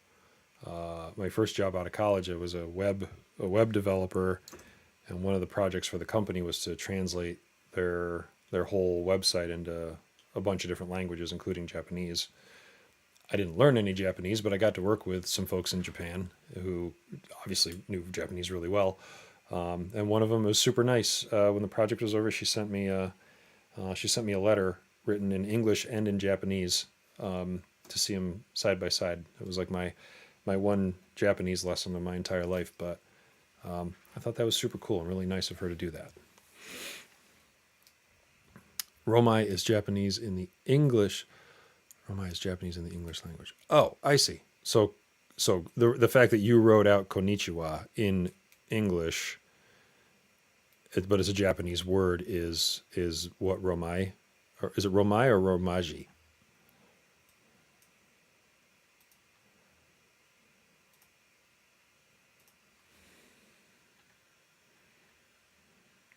Romaji. Gotcha. I didn't know there was a word for that.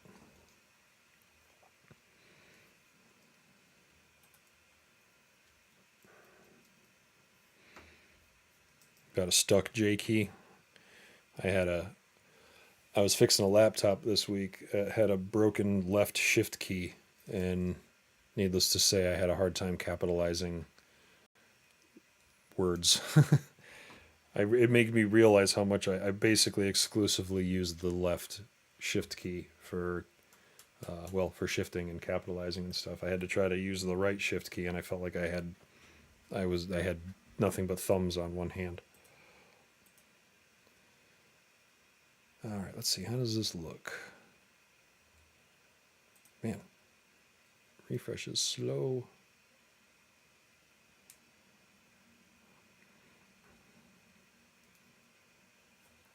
I like where you're coming from, though, man. I want to get this game working, and then the next time we're on stream for rock paper scissors, I want to get some people in the org with me, and we'll have epic rock paper scissors battles together.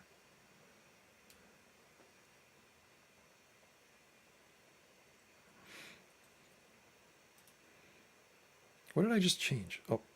Oh, I just changed the. Never mind. I just changed the. All right, we need an icon for what's an icon for pending? Question mark? Dot dot dot something. Why is this so slow? Spinner? I guess we could use spinner. I'm just going to scroll through here a little bit. Question?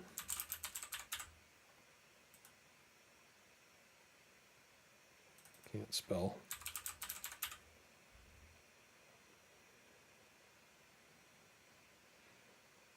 So many question marks. Oh, question post. Okay, action. Let's use this one. Question post action.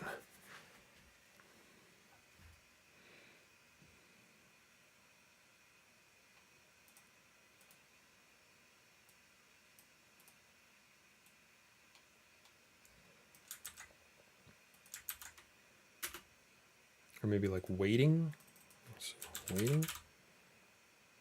That's spinner. Loading. Oh, that's spinner too.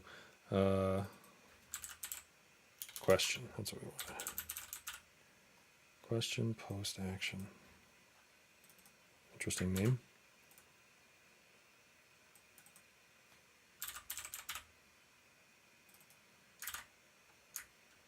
Let's see what that looks like.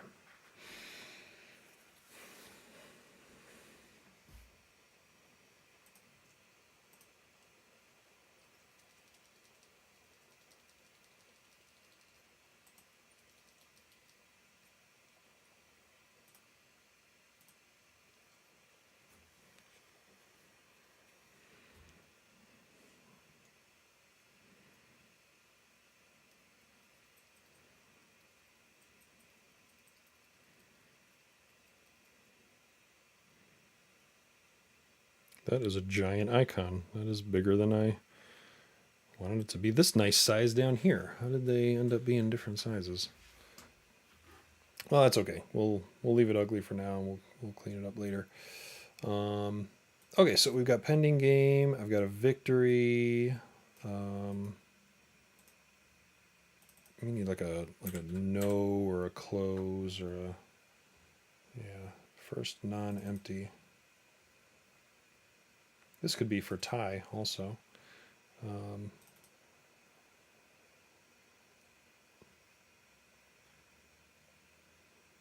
Yeah, those action icons don't look very good. Oh, look, there's dice. Is that like, that's like a game, kind of.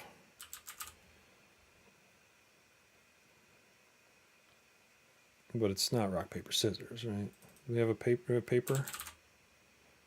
We got attachment, page, scissor.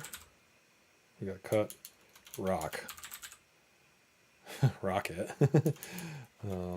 Here's ball, circle, stone. All right, getting carried away here. Where were we?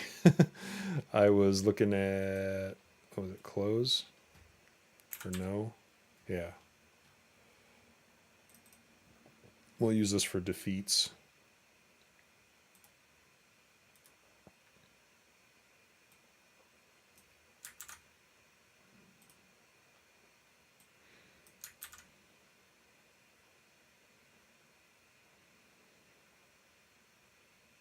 Oh, we gotta include the grid stuff again.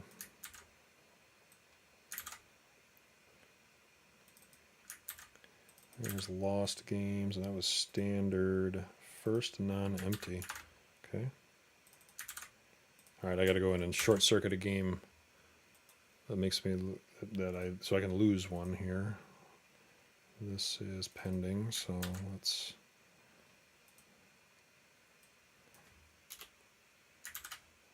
set this one up to lose.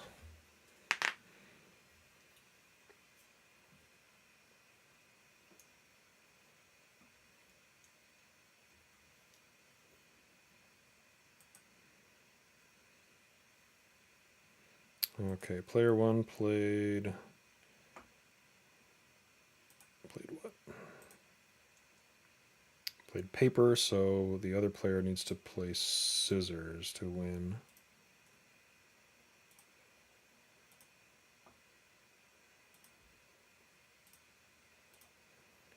There we go.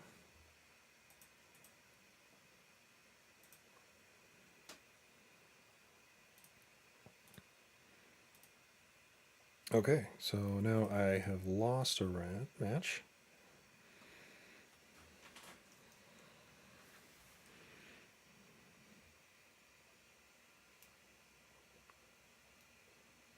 Okay, cool. I got a victory here. I got a defeat here. Let's make one more that's a stalemate.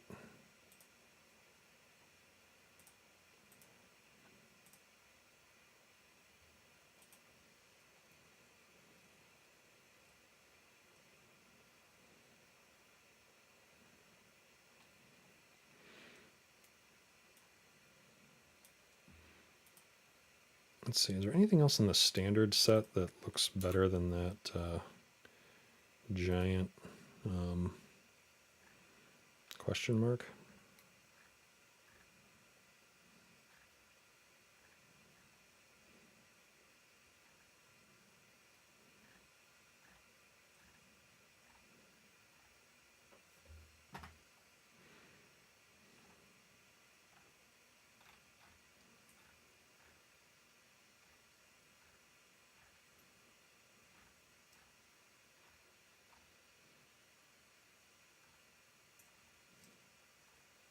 I'm going to use unmatched for the ties. I don't know if I got that in there yet. I don't think I did.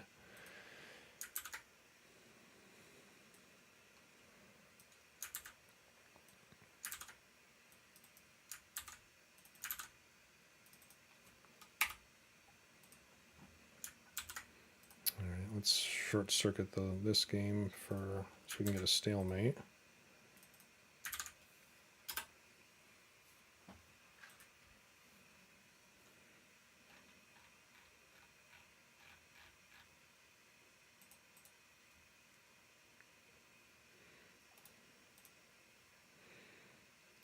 Okay, player one played.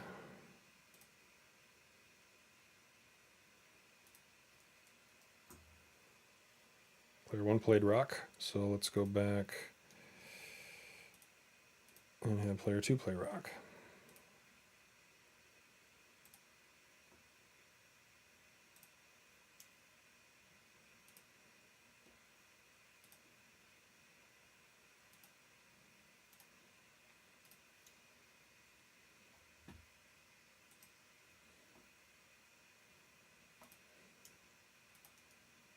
Game is a tie. Okay, so we should have a tie out here now.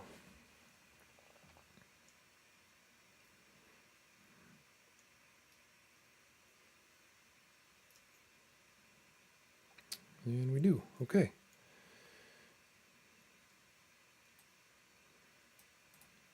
Take that nasty game ID, or let's see. So if we have a victory, we could have like a rematch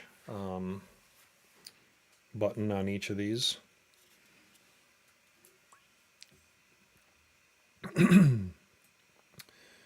There's some way to do that, right? You can do a lightning card that has like actions. Excuse me.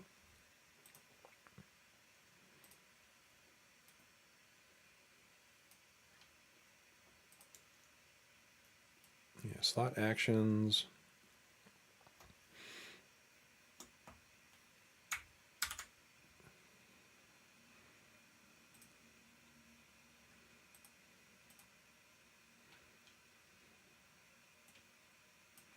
Let's drop that in here and just at least see what this looks like.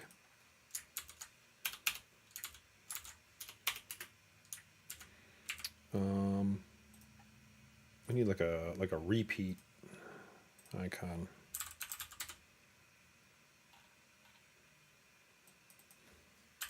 Loop? Loop.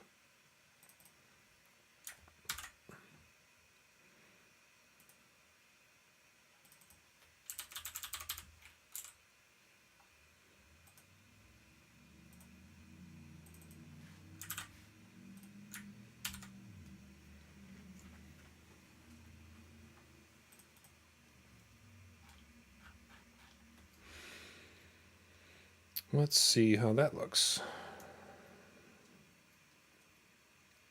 So anything that is, we'll add this to the other, we'll add this to victories, we'll add this to defeats, we'll add this to stalemates, so you can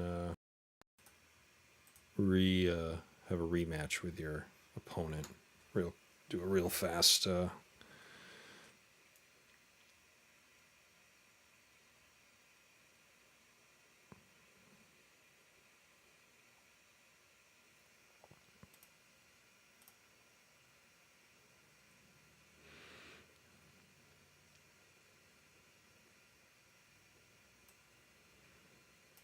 it would be great to show what each person played.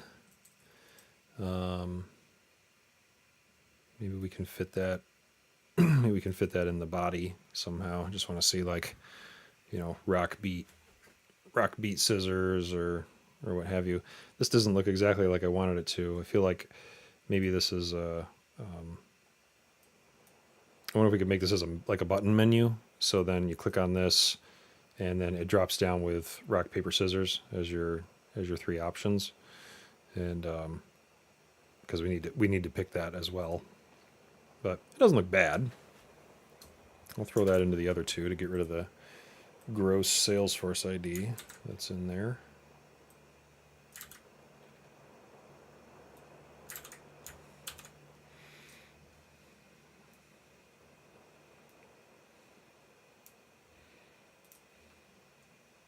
If I do a button menu, how does that...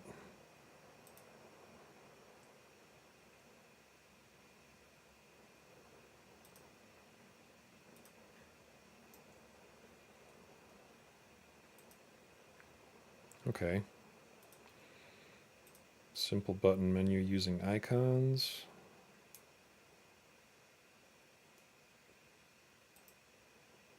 Okay, and then some button menu variants.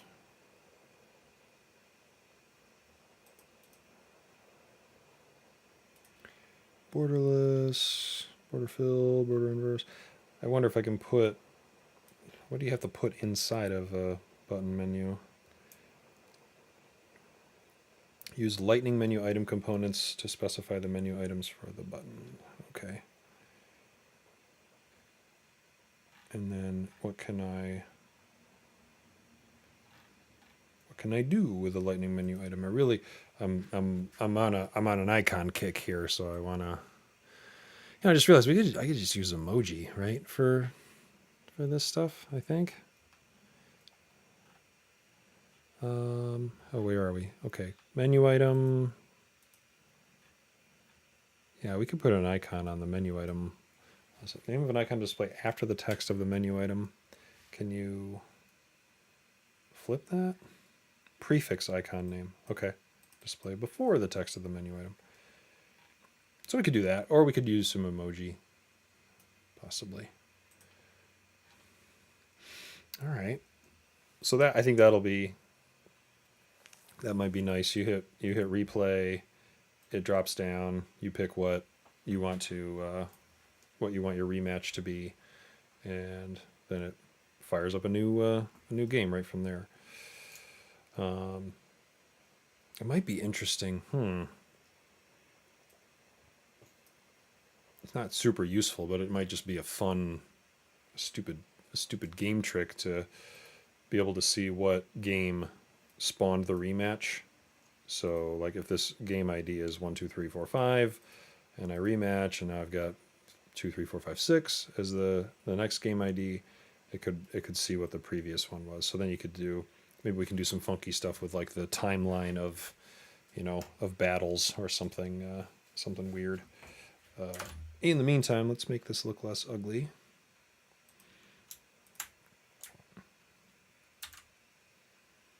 Oops. This is what we need. Slot actions.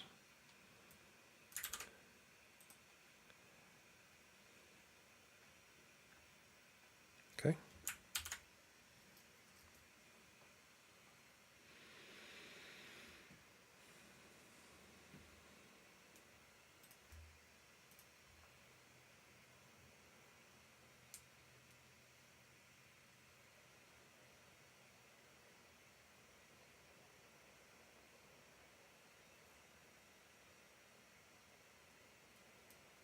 There we go. Okay.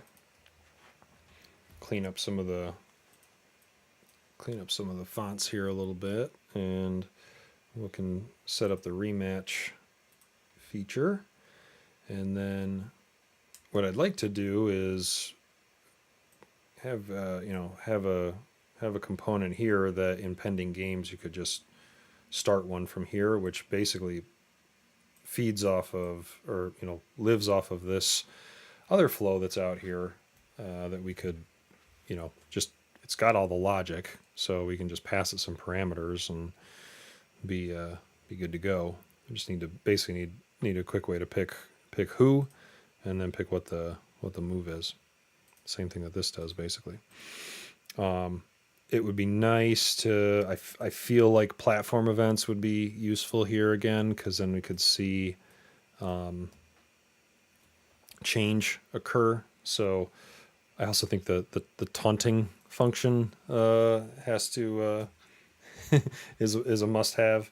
It'd be kind of cool to have like a comment box, like pop over one of these and have the most recent taunts, if you will, that that your opponent has sent to you.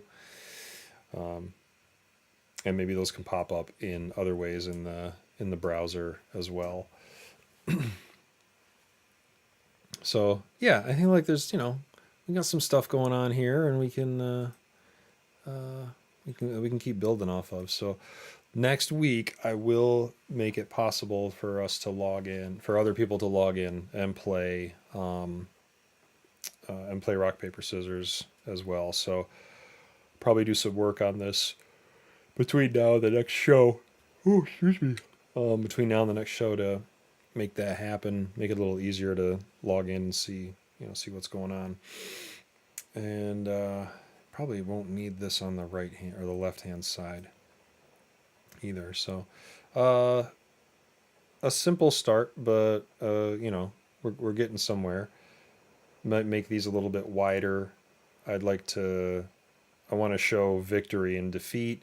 I want to show who the opponent was, and I want to show what was the winning move and the losing move. So maybe that's just in the body. It just says, rock beats scissors or something like that. And then I feel like we could do some interesting stuff too with like just some like charts and stats and stuff like that. What does the current player, like what's their breakdown of moves, and then what is their breakdown of victory based on each move. Who do they beat the most? Who do they lose to the most? Who does the most stalemates? That kind of stuff would be neat. So maybe we can actually use, make each of these into like a section. Maybe make each of these into a tab. I don't know, or just take over the whole page and go left to right, and then each section has it has some stats in its in the area. It shows the most recent games. It shows the games that are coming up, etc. And could have a little bit of have some more fun with that. So for now, I think I'm gonna say goodnight because it's late. It's late for me anyway. And hello, my name is Me. Again, thank you for that super interesting evolution of trust game, and appreciate it. Appreciate you hanging out. Like I said, I normally do rock paper scissors on Wednesday nights, but it was Thursday this week. So if you're back around next week on Wednesday, tune in and we'll play some rock paper scissors in real time in the app. And anyone else lurking on the stream, come on back on Wednesday night for more rock paper scissors, and you can play too. I don't know how many users I can get in this org, but we can have a few people in as the same user, worst comes to worst. For now, signing off. Thanks everybody. Thanks for hanging out with You Can't Do That on Salesforce, and see you next